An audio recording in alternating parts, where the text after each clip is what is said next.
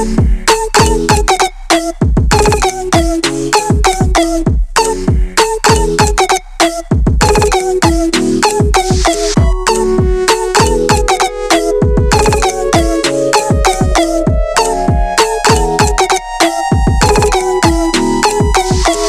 les amis, j'espère que vous allez bien. Bienvenue encore une fois à un nouvel épisode de Purpose Talk.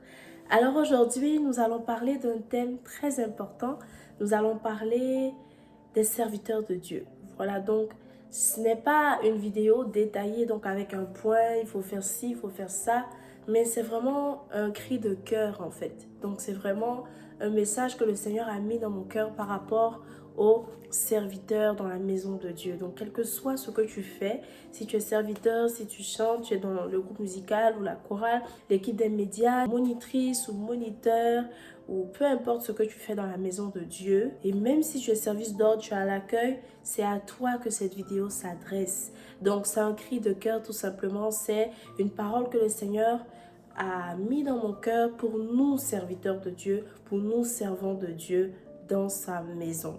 Alors si tu es serviteur de Dieu, tu es servant de Dieu et que tu viens de tomber sur cette vidéo, reste jusqu'à la fin parce que le Seigneur a un message pour toi. Alors comme vous avez bien pu voir, le thème c'est servir Dieu sans rencontrer Dieu. C'est fort parce que quelqu'un a pu lire le thème sans réellement comprendre en fait de quoi il s'agit. Où est-ce qu'elle veut en venir avec ce thème? Alors, servir Dieu sans rencontrer Dieu. Nous sommes serviteurs de Dieu, le Seigneur nous appelle à le servir. Et même à l'église, nos pasteurs prêchent, nous devons servir Dieu.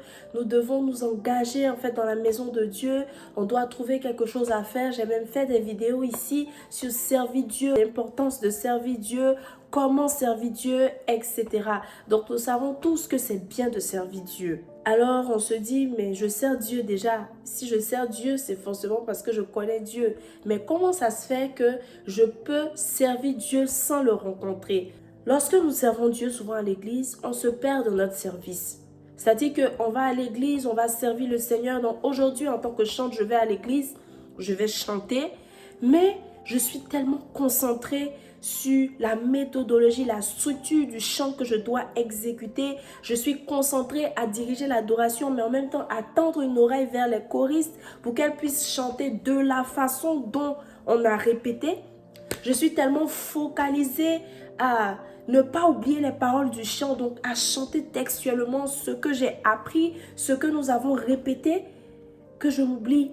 Je m'oublie comment? J'oublie que je suis venue rencontrer Dieu. Je suis venue moi aussi à la rencontre de mon Dieu. Je suis venue toucher le Seigneur par mon adoration, par ma prière, par ma vie. Je suis venue aujourd'hui, donc pour ne pas dire le dimanche, je suis venue dans la maison de Dieu pour exprimer ma gratitude. Je suis venue dans la maison de Dieu pour avoir une rencontre particulière avec lui. Et c'est ça en fait, servir Dieu sans rencontrer Dieu. Et généralement, on tombe dans ce piège en tant que serviteur de Dieu, en tant que servant de Dieu. On va à l'église, on sert le Seigneur, mais lorsqu'on sort de l'église le dimanche et que quelqu'un même nous demande qu'est-ce que tu as appris aujourd'hui, est-ce que le Seigneur t'a touché, comment le Seigneur t'a touché, comment ça s'est passé, on n'est pas capable de donner une réponse parce que on se rend compte que en fait, je suis allée à l'église aujourd'hui, mais je n'ai rien reçu. Je n'ai pas assez prié, je n'ai pas assez adoré, je n'ai pas assez loué mon Dieu, je n'ai pas fait ce que j'étais censée faire aujourd'hui dans la présence de Dieu, juste parce que j'étais concentrée à servir. Toi, tu es en train de servir Dieu, ce qui est bien, ce qui est parfait. Tu es en train de conduire le peuple de Dieu dans la présence de Dieu. Tu es en train de conduire le peuple de Dieu à rencontrer Dieu. Mais toi, tu n'es pas en train de rencontrer Dieu. Et ça, c'est dangereux. Alors, il faut servir Dieu, mais il faut garder à l'esprit que tu es aussi venu dans la maison de Dieu pour le rencontrer. Tu es aussi venu dans la maison de Dieu pour te rapprocher de lui. Tu es aussi venu dans la maison de Dieu pour un objectif. Tu es venu pour l'adorer, tu es venu pour le louer, etc. Comme tout le monde, comme le peuple de Dieu en fait. Donc, généralement, en tant que serviteur et servant de Dieu, c'est ce qu'on oublie lorsqu'on arrive à l'église dans notre service. C'est pas seulement les chants. Donc, tu peux être même monitrice, moniteur. Tu viens à l'église, tu prends les enfants des gens, vous allez dans une salle, tu leur enseignes la parole de Dieu, les chants. En tout cas, tu fais ce que le Seigneur te demande de faire avec ses enfants, dans la vie de ses enfants. Mais quand tu te rends compte que le culte est fini, tu arrives à la maison, tu n'es pas capable de dire que tu as reçu quelque chose. C'est comme si tu es juste allé quelque part, mais tu n'es pas allé rencontrer ton Dieu. Je suis juste allé à l'église, mais... Et ça, là, c'est dangereux parce que ça fait que notre service devient une habitude. Donc, le fait d'aller à l'église, servir Dieu, ça devient comme une habitude. Et après, ça devient comme même un travail. Donc, je vais à l'église aujourd'hui, je sais, je dois aller programmer ça. Les techniciens ou bien les gens qui sont aux médias, je dois aller à l'église aujourd'hui, je branche tel fil d'abord, je dois aller tester le son, je dois aller tester ça. Et tu es tellement préoccupé à tester le son, fais en sorte que le son passe bien, tout passe bien, les échos, les baffes, les retours. Tu es tellement préoccupé, voilà, à faire en sorte que tout fonctionne bien et même pendant le culte, que tout se passe bien, que les lives fonctionnent bien, que tu oublies que tu es venu aussi rencontrer Dieu. Et là, tu es tellement préoccupé à faire en sorte que le culte se passe bien que tu ne suis pas. Tu n'es pas en train de suivre ce que le pasteur dit. Tu n'es pas en train de te connecter à la parole qui est en train d'être libérée. Tu n'es pas en train de te connecter à l'adoration. Parce que pendant l'adoration, les chants vont faire comme ça.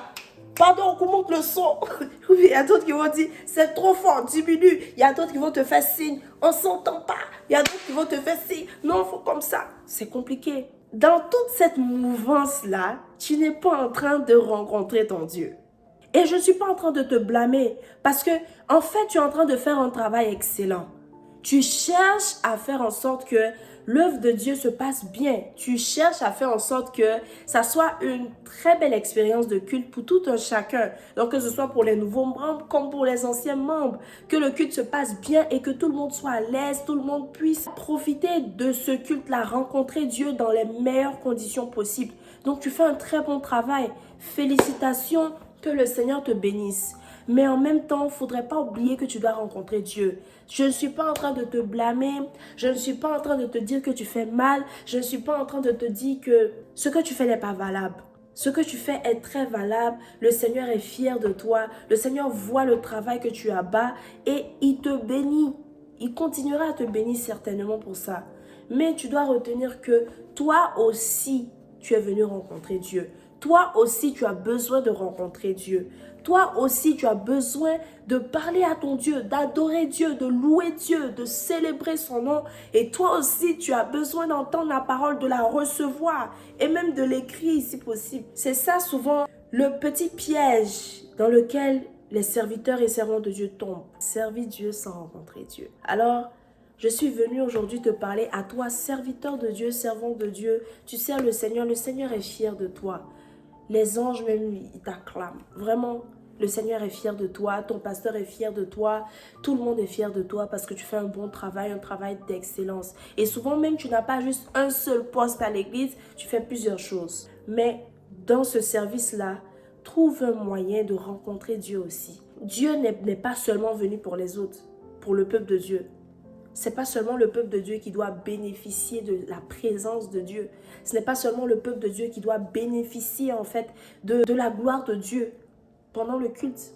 Toi aussi, tu dois bénéficier de cette gloire. Tu dois bénéficier de la présence de Dieu pendant le culte. Je suis venue te parler de tout mon cœur, sincèrement, à cœur ouvert, de la part de Dieu. Moi aussi, parce que surtout lorsque tu chantes, lorsqu'on est en train de chanter, on est concentré. On est concentré sur les paroles, surtout lorsque ce sont de nouveaux chants, on répète, parce que tu ne veux pas oublier. Donc, tu n'es pas concentré dans ce qui est en train de se faire. Tu es concentré en fait à la structure, à la méthodologie, à comment les choses doivent se faire en fait. Et souvent, ça peut faire en sorte que nous ratons des moments spécifiques, des moments particuliers, des moments privilégiés. C'est-à-dire le Seigneur, souvent à ces moments précis-là, il envoie des bénédictions pour nous, mais c'est seulement lorsque nous sommes connectés que nous sommes capables de recevoir. Tu rates quelque chose que le Seigneur veut te donner. Oui, tu t'occupes des enfants, c'est assez préoccupant, mais avant de prendre les enfants, il y a un moment forcément du culte pendant lequel tu peux catcher en fait la présence de Dieu. Tu peux te connecter en fait au trône. Et même avec les enfants, il y a un moment où tu peux te connecter aussi.